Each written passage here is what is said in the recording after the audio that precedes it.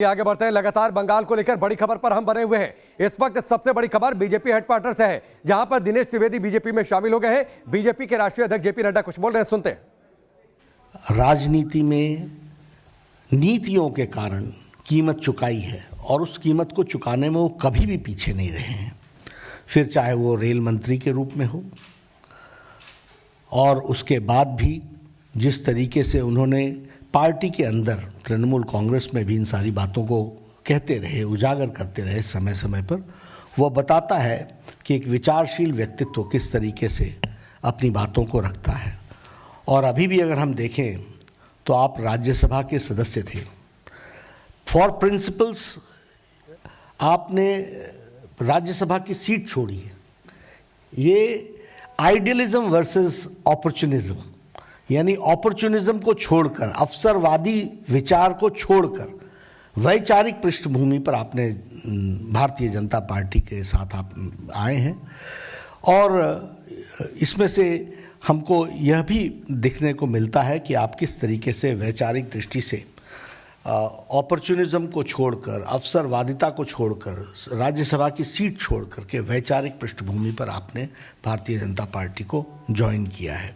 इसलिए हम सब लोग आपका स्वागत भी करते हैं और यह भारतीय जनता पार्टी की विशेषता को भी बताता है कि किस तरीके से आज मोदी जी के नेतृत्व में सभी लोग देश की सेवा करने का, अगर कोई फोरम, प्लेटफॉर्म, राजनीतिक दल कार्य करने की इच्छा को पूरा करना, ये करने का अगर फोरम और पार्टी है तो वह भारतीय जनता पार्टी है। यह भी इस बात को दर्शाता है। मुझे दिनेश जी कोई 2 महीने पहले मिले थे और दिनेश जी ने मुझसे कहा था कि I want to serve the nation and I want to serve in the right वे।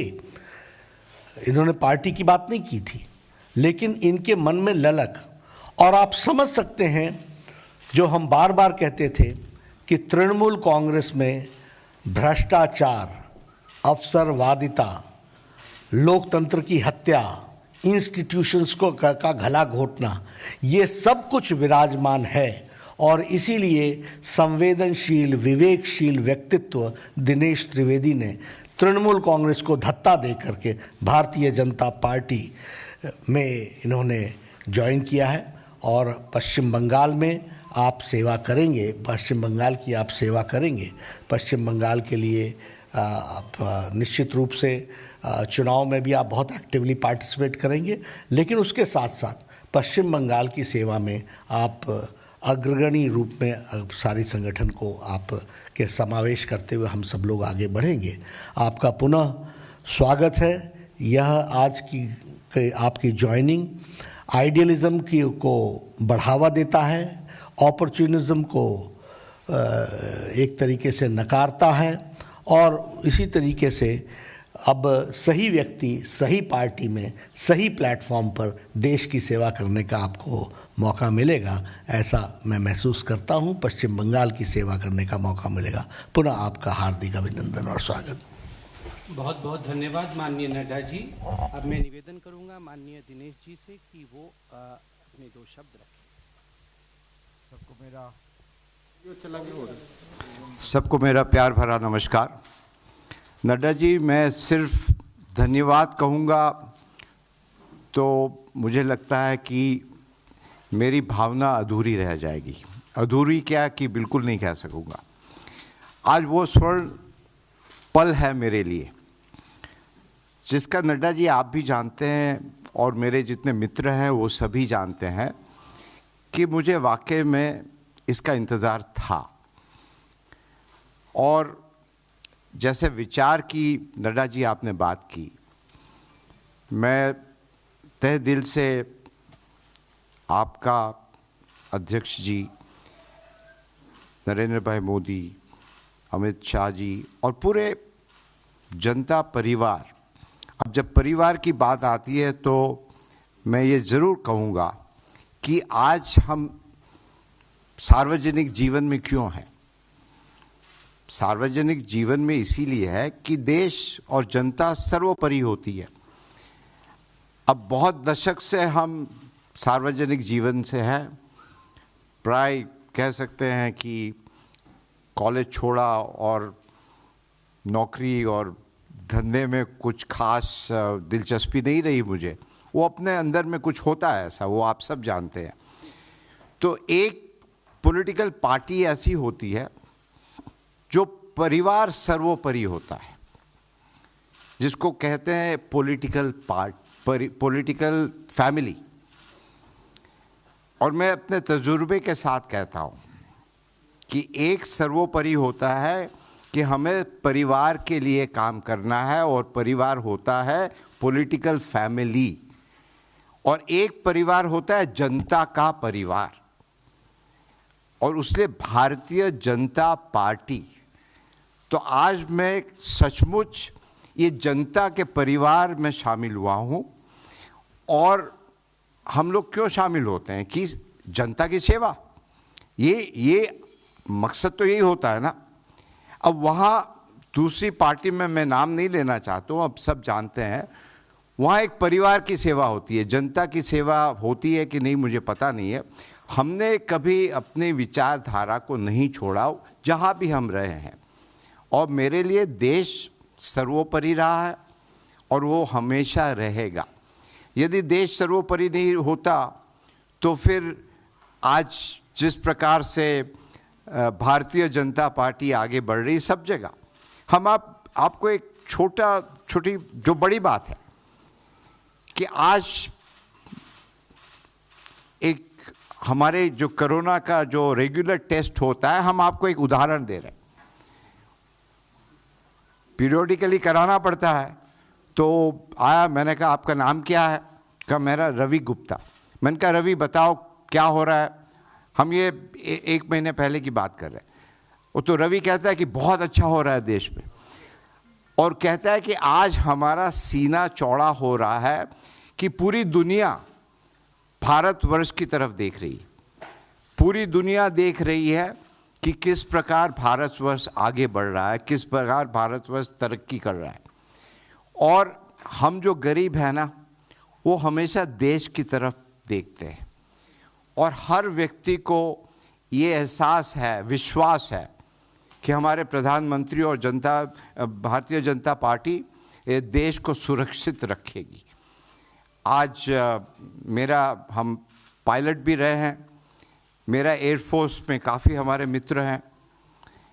बहुत सारी अंदर की जब बात पता चलता है, वो कहते हैं कि इन दिनों ऐसे वाक़ये हुए कि हमारे पड़ोसी मुल्क वो हिंदुस्तान को बहुत सीरियसली लेने लगे हैं। वो कहने लगे हैं कि ये देश जो कहता है अब वो ही करता है। अब जब बंगाल जितने भी होनहार, आप बाहर चले जाइए, हिंदुस्तान के हैं, बंगाल के काफ़ी हैं, प्रोफेसर हो, स्टूडेंट हो, और आज वही बंगाल, वहाँ के जितने लोग बाहर जाते हैं, बाहर जाना कोई गलत बात नहीं, मगर बंगाल अपने आप में सक्षम है। और आज ये माहौल बंगाल में है कि वहाँ के जनता मुझे कहती थी कि आप यहाँ क्या कर रहे हैं, हर जगह। और ये आज हम भारतीय जनता पार्टी में समावेश हुआ उसी लिए नहीं कह रहे, हम तंग आ चुके थे। हर एक व्यक्ति, पड़ोसी हो, जान पहचान वाला हो, अनजान हो, फ़ोन करके कहता था कि यहाँ तो आपके लोग आते हैं, मारपीट करते हैं, पैसा मांगते हैं। एक स्कूल यदि बनाना हो और स्कूल की दीवार करनी है, वहाँ भी चंदा देना पड़ता है, और एक नहीं, हर रोज़ कोई नहीं आते। इतना आतंक, इतनी हिंसा, इतना करप्शन, मतलब बंगाल है। आप एक तरफ कल्चर की बात करते हो और दूसरी तरफ हिंसा, और आपकी जो ज़बान होती है ये शोभा नहीं देता है। तो अंत में मैं यही कहूँगा, बंगाल का जो गौरव है वो पुनः सोनार बांग्ला जिसकी बात करते हैं, और सोनार बांग्ला क्या होता है? विचारों की बांग्ला।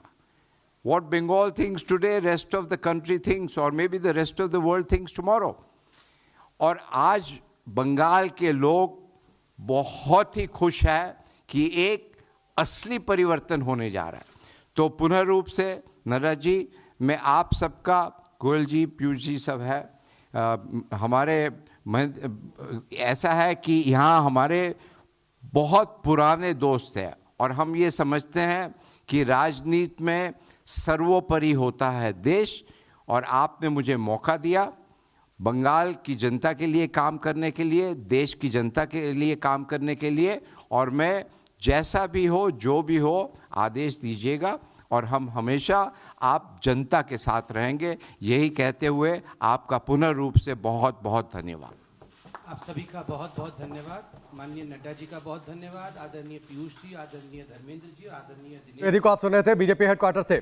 खुद भाजपा के राष्ट्रीय अध्यक्ष जेपी नड्डा मौजूद थे, पीयूष गोयल मौजूद थे, धर्मेंद्र प्रधान को आप तस्वीरों में देख सकते हैं, संबित पात्रा आपको तस्वीरों में दिखाई दे रहे हैं। सदस्यता उन्हें दिला दी गई है। कॉमर्शियल पायलट रहे हैं दिनेश त्रिवेदी, और उन्होंने सबसे पहले कांग्रेस पार्टी से टेक ऑफ किया था अपने पॉलिटिकल करियर का। फिर उसके बाद जनता दल गए, जनता दल से टीएमसी में गए, और अब आखिरकार उनकी लैंडिंग हुई है भारतीय जनता पार्टी में। और उसी लैंडिंग की ये तस्वीरें आपके सामने हैं टेलीविजन स्क्रीन पर। सारे मेहमान इस वक्त हमारे साथ बने हुए हैं। बादल देवनाथ जी, एक बार फिर से तो आना पड़ेगा। देखिए, बड़े सिपहसालार रहे हैं दिनेश त्रिवेदी ममता बनर्जी के, इससे आप इनकार नहीं कर सकते। सिंगूर आंदोलन के दौरान जब भूख हड़ताल पर बैठी थी तो दिल्ली में उनके लिए माहौल बनाने का जिम्मा, संपर्क सेतु बनाने का जिम्मा, समर्थन जुटाने का जिम्मा दिनेश त्रिवेदी पर था। खुद ममता बनर्जी ने एक वक्त तो सिफारिश की थी कि वो रेल मंत्री बन जाएं। कुछ तो गड़बड़ हुआ है टीएमसी के अंदर कि आखिरकार कई सारे बड़े नाम छोड़कर जा रहे हैं। मैं सोच रहा था आपने मुझे सवाल कीजिएगा दिनेश त्रिवेदी के बारे में, और मेरा आंसर खुद आपने दे दिया एक छोटे शब्द में। लैंडिंग हुआ भाजपा में, आंसर आपने खुद दे दिया।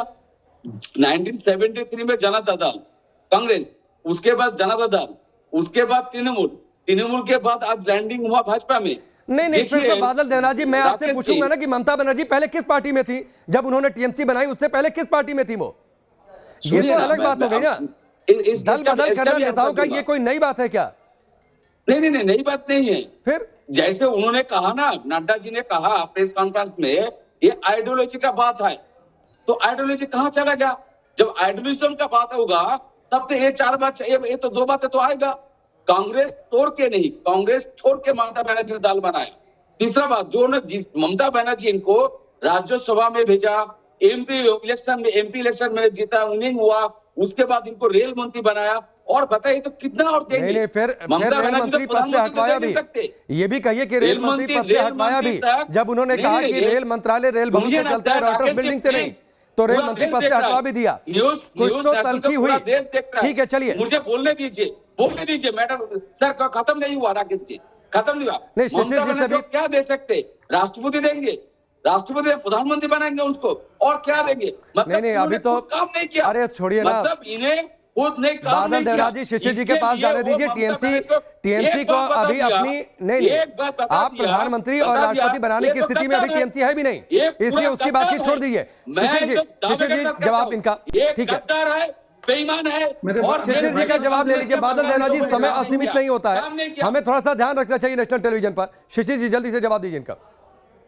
देखिए, जवाब में बहुत क्लियर ये बताता हूं कि जब ये रेल मंत्री थे तब ये तृणमूल के थे, ममता बनर्जी ने ही रेल मंत्री बनाया, इसमें कोई दो बात नहीं है। जब रेल बजट इन्होंने पेश किया, उस रेल बजट को पूरा देश सराहा, तो जो पांचों कर्मचारी यूनियन है उन्होंने वाहवाही करी उस रेल बजट का।